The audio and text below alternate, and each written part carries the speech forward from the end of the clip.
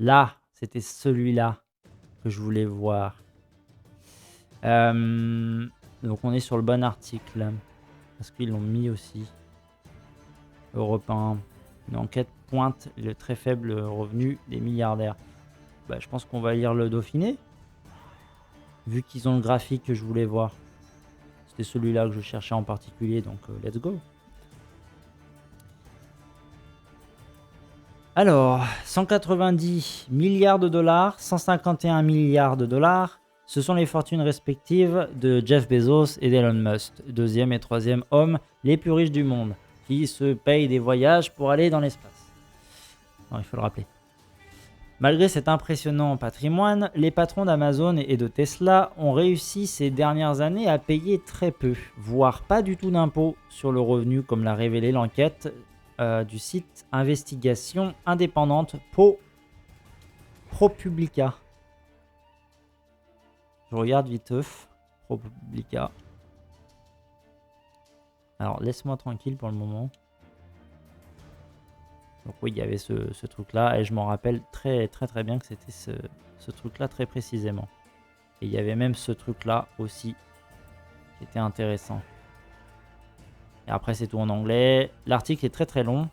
Si jamais vous a fait lire l'anglais et que vous comprenez tout, il y a ce site-là. Je vous le mets pour le coup dans le chat. J'en étais où? ProPublica. Jeff Bezos n'aurait ainsi payé aucun impôt fédéral en 2007 et 2011. Et Elon Musk y aurait échappé en 2018. D'autres Américains, comme les richissimes hommes d'affaires Michael Bloomberg et Carl Icahn, que je ne connais pas celui-là, auraient esquivé l'impôt fédéral certaines années, assure l'organisation qui explique vouloir dénoncer les abus de pouvoir et la trahison de la confiance publique. Pour ces faits, pour faire ces révélations, ProPublica a étudié des milliers de déclarations fiscales faites au fisc par des milliards d'Américains sur une période de 15 ans. Des documents en théorie confidentiels. Warren Buffett imposé à 0,1%. Hein, Warren Buffett? Oh, Warren Buffett quand même. T'as trop mangé dans le buffet là, il va falloir payer un peu les impôts là. L'organisation explique par exemple que Jeff Bezos a fait une demande de crédit d'impôt de 4000 $ en 2011 pour ses enfants, qu'il a réussi à obtenir. Incroyable. Cette année, sa déclaration d'impôt faisait état de pertes en investissement supérieures à ses revenus annuels. Ah bah oui. Attendez. Oh mon dieu. Autre exemple, celui de Warren Buffett, champion de la minimisation des revenus. Entre 2014 et 2018, la fortune de l'homme d'affaires américain a grossi de 24 millions de dollars. Mais d'après ProPublica, il n'a payé au fisc durant ces 4 années que 23 millions de dollars, soit un taux d'imposition de 0,01%. Les données obtenues par le site d'investigation montrent que durant la période, les taux d'imposition de Jeff Bezos et de Michael Bloomberg et d'Elon Musk étaient aussi dérisoires et certains s'élevaient respectivement à 1%, 1,3% et 3,27%. Voir l'image dans la colonne de droite. Colonne de droite, d'accord. ProPublica a calculé la richesse totale accumulée des milliardaires américains entre 2014 et 2018 avant de la comparer avec ce qu'ils ont versé au fisc. Donc là, la fameuse image qui est ici, voilà, on va regarder celle-là. Donc vous avez un mec dont son évolution, ouais ils l'ont mis en anglais aussi, son évolution financière elle est estimée à 24 milliards. Il a un revenu de 125 millions. Et il paye que 23 millions de taxes. Et donc ça fait un taux de taxe réel de 0,10%. Donc ça c'est l'évolution de sa fortune. Si je dis pas de bêtises. Jeff Bezos, lui, il a une évolution de fortune de 99 milliards. Il a un revenu personnel de 4 milliards et il ne paye que 973 millions. Ça lui fait un taux de 0,98 de taxes. Bloomberg, il est à 22,5 milliards d'augmentation de revenus. Il a un total de revenus de 10 milliards. Ça, c'est la fortune qu'il possède et ça, c'est les revenus. Et du coup, il a payé 292 millions, ce qui fait un taux d'imposition réel de 1,30%. Donc, c'est des gens qui, normalement, auraient dû payer beaucoup plus, quoi. 10 000, 10 millions, 10 milliards. Je sais pas si le taux d'imposition il est de, on va dire 33%. D'ailleurs, je me suis gouré, c'est bien.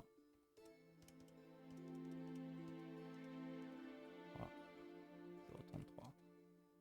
Ils auraient dû payer. Là, par exemple, Bloomberg, sur son revenu, là, il aurait dû payer 3 milliards. Concrètement. Il a payé que 292 millions. Alors, je pense que c'est une moyenne. Parce qu'on a on a une espèce de petit graphique qui montre qu'en 2014, il a payé 78 millions. Que là, il a payé 66. Puis là, une année, on ne sait pas pourquoi, il a payé tout d'un coup 13 millions. Il y a un problème. Ensuite, il a payé 62. Puis après, il a payé 71. Donc déjà, à mon avis, les taux là sont déjà bas. Mais en plus, là, il paye encore moins. Donc il y a un problème par rapport à son revenu là. Clairement. Elon Musk qui a engrangé 13 milliards, qui a un revenu de 1 milliard 500 000, n'a payé que 455 millions, soit un taux effectif de 3,27%. Et on voit qu'il y a une année où il a payé 1 milliard 3, qui me paraît beaucoup d'ailleurs. Il paye 1 milliard 3 en 2016, puis le reste du temps, il paye que des millions, quoi. 3 millions ici, 165 millions là, 6 millions là, 6 millions là. Je me dis, mais ça, c'est de la fraude, là. Et ça, vous y avez pas vu, ça. Dire, c'est quand même grave.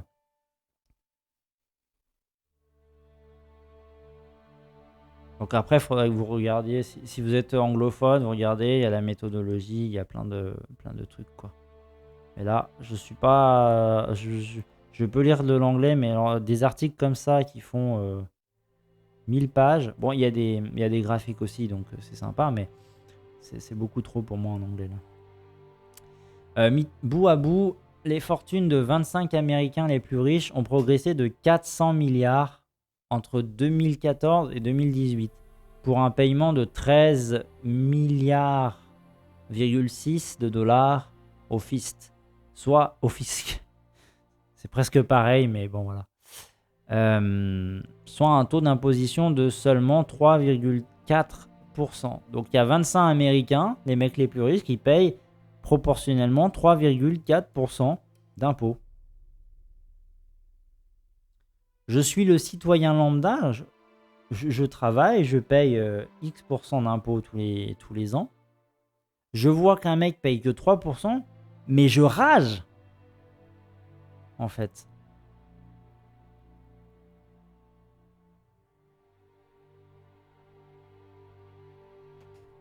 Des réductions de taxes légales. De quoi faire dire à ProPublica que l'étude des déclarations fiscales des riches américains démolit le mythe du système de taxes aux États-Unis, selon lequel tout le monde paye sa part et que les riches payent plus. Même si cela peut sembler étonnant, ces esquives ont été réalisées en toute légalité. Ah oui, d'accord. Comme le précise l'organisation. Il ne s'agit pas de fraude, mais d'optimisation fiscale qui permet de réduire l'impôt sans glisser dans l'illégalité. Alors, en plus, l'État américain, il est en mode « Oh, mais il n'y a pas de souci, regardez, on a fait toutes ces lois qui vous permettraient de réduire vos impôts, alors faites-le. Faites-vous plaisir, messieurs les riches. » Ah, la complicité de l'État, quoi. En cause notamment le fait que la richesse totale des milliardaires pointés du doigt soit composée en partie d'actions de leur entreprise et non de leur seul revenu. Schématiquement, tant qu'ils ne vendent pas ces actions, ils ne payent pas. D'autant qu'il n'existe aucun impôt sur la fortune aux États-Unis et les plus-values ne sont pas taxées tant qu'elles restent latentes. N'importe qui avec des comptables avertis est capable de minimiser, parfois ramener à zéro l'impôt. Plus vous gagnez d'argent et plus vous trouvez d'éléments dans le code des impôts pour en profiter. Encore une fois, il n'y a rien d'illégal à le faire. Si c'est pas légal alors. Si c'est légal alors. Crédit d'impôt pour enfants à charge, réduction liée à des emprunts ou un investissement supérieur aux revenus, donation à des fondations. Le code des impôts américains est comme du gruyère rempli de trous, pour Maya McGuineas, précisant que ces allégements représentent près de 2000 milliards de dollars chaque année. Faites-leur payer leur juste part. La publication de l'enquête ProPublica a suscité la colère de nombreux Américains, notamment des politiques démocrates comme le sénateur du Vermont Bernie Sanders. Bernie Sanders, le meilleur. Taux d'imposition réel des milliardaires, Warren Buffett 0,10%. Michael Bloomberg 1,3%. Bon, on a vu tout ça. Taux d'imposition des travailleurs américains, 24,2%. Taxer les milliardaires, faites leur payer leur juste part. Ah, c'est pas fini. Il y a encore ça. Des milliardaires comme Jeff Bezos, Elon Musk, Warren Buffett payent une infime fraction de leur fortune en impôts par rapport aux familles qui travaillent. Ce n'est pas juste, a dénoncé dans un tweet la sénatrice et ancienne candidate de la primaire démocrate Elizabeth Warren, qui milite depuis longtemps pour l'instauration d'un impôt sur la richesse. Des deux économistes français et anciens conseillers d'Elizabeth Warren lors de sa campagne, Emmanuel Saez et Gabriel Zucman, proposent ainsi de taxer immédiatement les plus-values latentes de 1000 milliards d'Américains. Ah non, des 1000 milliardaires américains, pardon. Comme l'explique Le Monde, je me disais c'est bizarre. Une mesure qui permettrait de récupérer 1000 milliards de dollars pour le coup. Voilà, donc si on taxe les plus-values latentes, donc ça veut dire qu'ils restent dans les... comment dire ça? En gros, il y a des plus-values qui sont faites par l'actionnariat, je crois, mais qui ne sont pas versées sur le compte direct des milliardaires, et donc du coup, ils les déclarent pas parce qu'elles restent latentes dans un coin. Donc tant que le mec retire pas l'argent sur son compte, il a pas à les déclarer, et donc il paye pas d'impôt dessus. Une mesure qui permettrait de récupérer 1000 milliards de dollars. Vers une réforme Biden, ces révélations pourraient pousser une partie de l'opinion publique dans le camp Joe Biden qui entend augmenter les impôts des plus riches, entreprises et ménages. Il est temps pour les entreprises américaines et les 1% d'Américains les plus riches de payer leur juste part, avait-il répété fin avril. La réforme proposée par la Maison-Blanche prévoit d'augmenter la fiscalité des revenus supérieurs à 400 000 $, ça on l'avait lu, et une imposition réelle de 15% sur les bénéfices des grosses entreprises, dont celles des milliardaires cités plus haut. Le plan de Joe Biden prévoit également que les 1% des foyers les plus haut revenus, le taux d'imposition remonte de 39,6 à 37. De 39,6 au lieu de 37, pardon. Quant aux plus-values sur les capitaux et transactions boursières qui jouissent jusqu'ici d'un taux d'imposition de 20%, elles pourraient désormais être taxées à hauteur de 39,6%. Alors ça, par contre, c'est bien. Ça, c'est très très bien. Il faut taxer les bourses. Il faut taxer la finance. Pour ceux qui gagnent plus de 1 million de dollars par an, soit 0,3% des foyers fiscaux. Moi, je taperai pas que dans les 0,3. Hein. Ça reste, voilà. Il y a un mec qui met en commentaire, c'est les US. Bah oui. Et en France, c'est pareil, mon ami. Nos milliardaires aussi détournent le pognon.